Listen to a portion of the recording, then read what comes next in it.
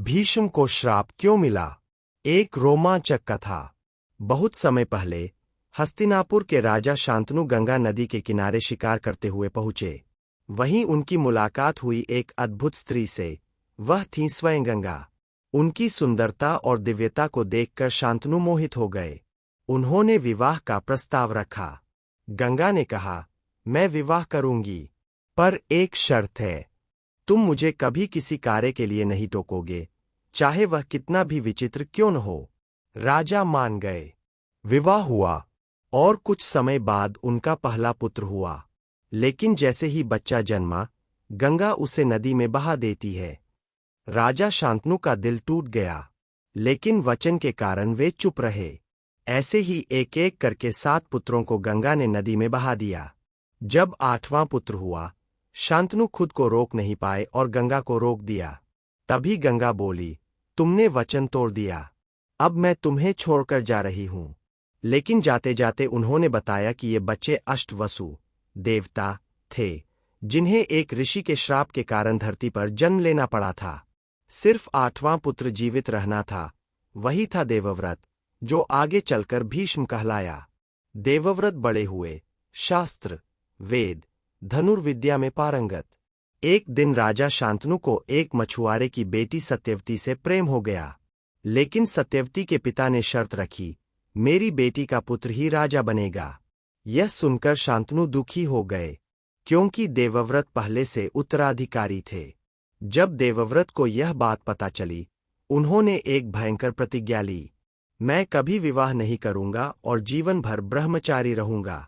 इतनी कठोर प्रतिज्ञा देखकर देवताओं ने कहा, यह प्रतिज्ञा भीष्म है। तभी से देवव्रत बन गए भीष्म पितामह। अब आता है इस कथा का सबसे महत्वपूर्ण और दर्दनाक भाग। काशी राज्य में 3 राजकुमारियां थीं, अंबा, अंबिका, अंबालिका। भीष्म ने उन्हें अपने भाई विचित्रवीर्य के लिए स्वयंवर से उठा लिया। लेकिन अंबा पहले से शाल्व नामक राजा से प्रेम करती थी। जब भीष्म को यह पता चला, उन्होंने अंबा को सम्मानपूर्वक शाल्व के पास भेज दिया। लेकिन शाल्व ने अंबा को ठुकरा दिया, तुम्हें भीष्म ने जीता है, अब मैं तुम्हें स्वीकार नहीं कर सकता।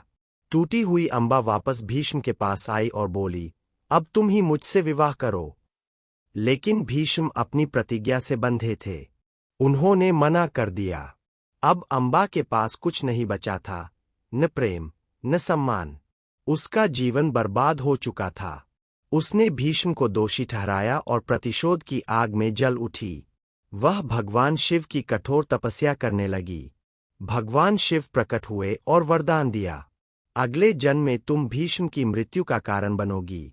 अंबा ने उसी समय अग्नि में कूदकर प्राण त्याग दिए। अंबा ने पुनर्जन्म लिया, पंचाल के राजा के यहाँ शिखंडी के रूप में। महाभारत के युद्ध में शिखंडी ही वह व्यक्ति बना जिसके कारण भीष्म परास्त हुए। भीष्म ने शिखंडी को स्त्री जन्म का मानकर उस पर शस्त्र नहीं उठाया। इसका फायदा उठाकर अर्जुन ने भीष्म को बाणों से घायल कर दिया। भीष्म बाणों की शक्या पर गिर पड़े, जीवित लेकिन असहाय। उनके पास इच्छा मृत्यु का वरदान था, इसलिए वे तुरंत नहीं मरे। उन्होंने महीनों तक कष्ट सहा।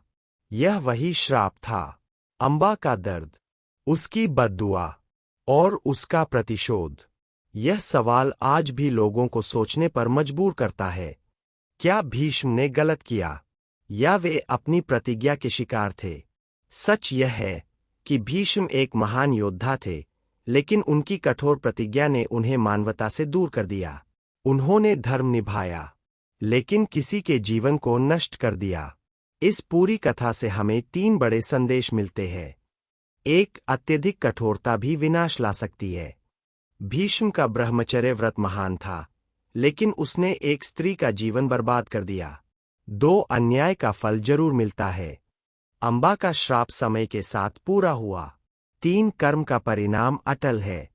भीष्म जैसे महान योद्धा भी अपने कर्मों से बच नहीं सके। भीष्म को श्राप इसलिए मिला क्योंकि उन्होंने अनजाने में एक स्त्री के जीवन को बर्बाद किया। उनकी प्रतिज्ञा महान थी, लेकिन उसके परिणाम दुखद थे। अंबा का श्राप ही उनकी मृत्यु का कारण बना, और यही इस कहानी की सबसे बड़ी सच्चाई है।